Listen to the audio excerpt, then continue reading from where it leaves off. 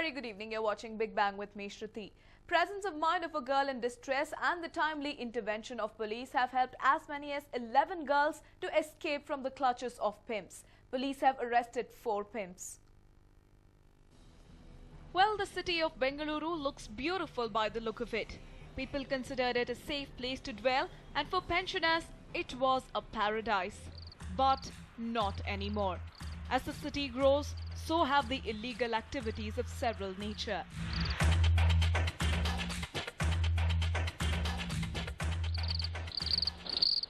Police today caught a group of pimps while trying to push young and innocent girls into flesh trade.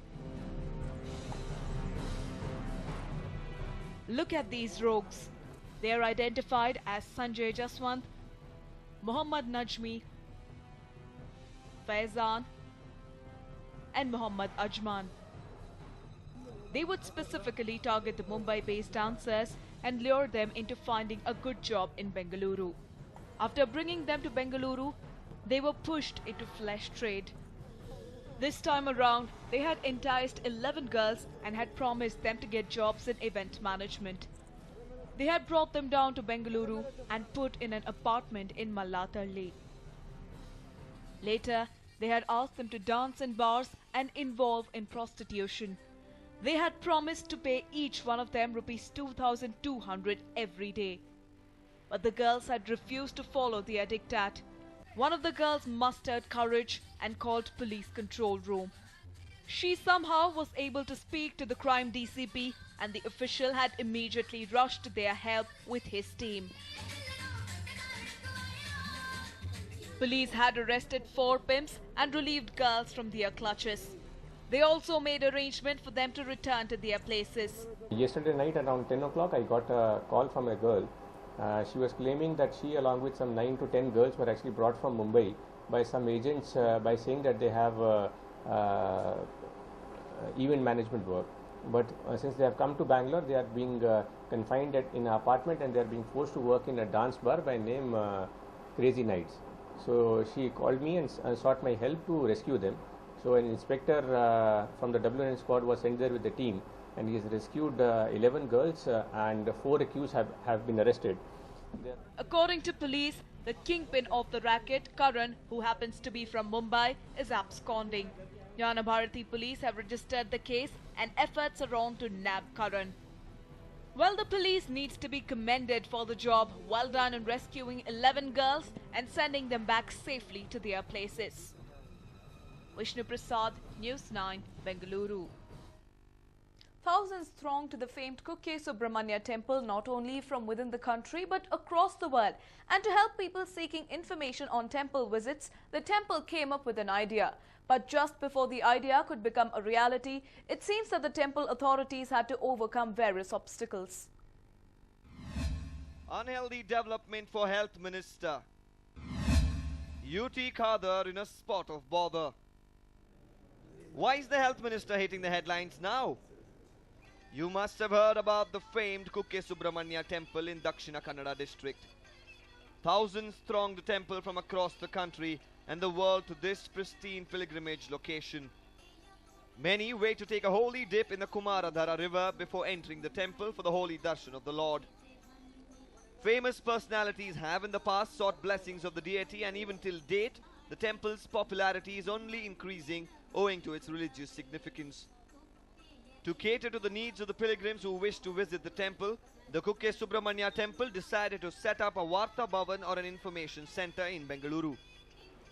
The land has allegedly been encroached by UT Khadar's brother for a charitable trust. The minister went on to justify that the trust had been working for the physically challenged for the past 10 years, and that was the reason why the site was allotted to them.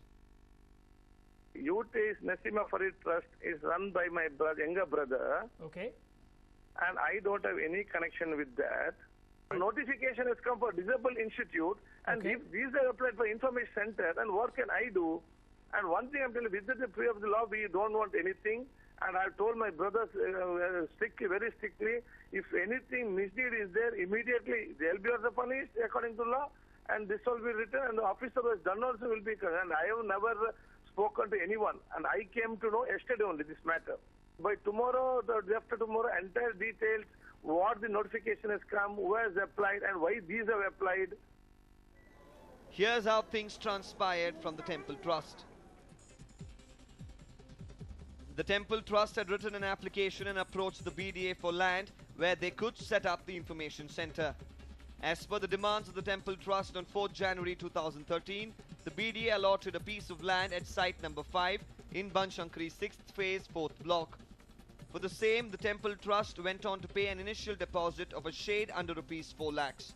Rupees 3,99,858 to be precise. But little did the Temple Trust know that come October, they would be in for a shocker. On 22nd October 2013, the site allotted to the Kukke Subramanya Temple Trust was transferred to a charitable and memorial trust named Naseem Fareed Memorial Charitable Trust. This trust is owned by UT Qadar's brother Zulfikar. And on 3rd January 2014, the Temple Trust was returned the initial deposit without being furnished any reason for it. Actually, in 2013 January, when the BJP government was running, they applied for a notification for 62 sites. So there was one clause in Banshankari for physically handicapped, specially because of the code of conduct, all MLA election came, it got pending, all 62 sites, and it was announced around 1.5 months back. So on basis on that criteria, we got the land. It was never given to anyone, and 5 applicants applied in 3,99,000 DD, that is an EMD that everyone has to deposit. So Temple also applied for Varta Bhavan. So in the committee, they have decided that they have called for through the notification what they have called, and they have allotted. What remains to be seen is whether the BDA legally went on to reallocate the land, or was there any misuse of office or any influence by the Health Minister. Was there any precise reason for the land being reallocated to the charitable trust? These questions will only be answered with time. Manjunath CR for News9, Bengaluru. He had a diamond-studded necklace valued at a whopping rupees 12 crores. He wanted to sell it off, but fate had something else in store for him. Take a look. The retired bank official Uday Raj was barbarically murdered today at his residence in Lakasandra. Miscreants also tried to kill his wife Sushila, but luckily she managed to escape with injuries. The assailants, who had thought of making a fortune after killing Uday, were immediately apprehended by alert policemen. Well, it all happened because of a diamond-studded necklace this senior couple owned. The value of this necklace is said to be rupees 12 crores. It is an antique ornament, and couple had preserved it for several years now, despite several robbery attempts. In 2006, some miscreants had visited Uday Raj's house and hypnotized Sushila and stole it. But the police traced the thieves and recovered the necklace. Ever since Uday was trying to sell it, several people used to visit his house with an intention of buying it. And today too, a group of 6 visited his home. One Uday Raj Singh, aged about 61 years, has been murdered in this Laksandra. Around 3:45 to 4 o'clock the incident has happened. He has been stabbed in the neck. His wife has also been stabbed. She is recovering in the hospital. And probably this is a murder for gain. We are examining all aspects. Suspects, people are telling that 3 suspects were there, and how many suspects? And it seems some persons have been nabbed with the help of the public. That we are investigating. We will inquire and let you know. What about the background of Uday Raj Singh is a retired bank manager from State Bank of Mysore, and he had no issues. The husband and wife were staying together. These miscreants attacked Uday on his neck with lethal weapons and later assaulted Sushila.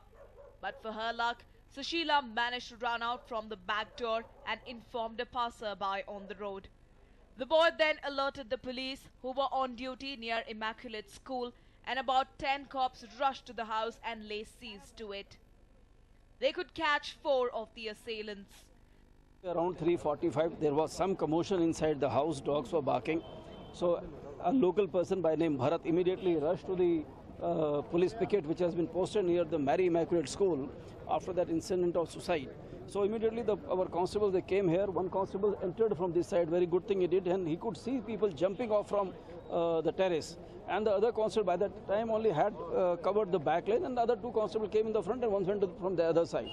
Immediately they could block the area, and when they chased these three boys who were moving suspiciously, there were many boys who were moving suspiciously, then they could overpower three people. Three people were taken into custody with the help, the 2-3 local people also helped them, and after that these people were taken into custody, and then meanwhile they had thrown a jewelry box. Whenever people checked the jewelry box, they found that there was some antique costly jewelry in that. Sushila is admitted to a hospital and is being treated. The Adugodi police have registered a case and have spread the net to nab the other two. Well, the police are being appreciated for their lightning action, but alas, Uday Singh, who protected the necklace all these years, is no more. Sunil, News 9, Bengaluru.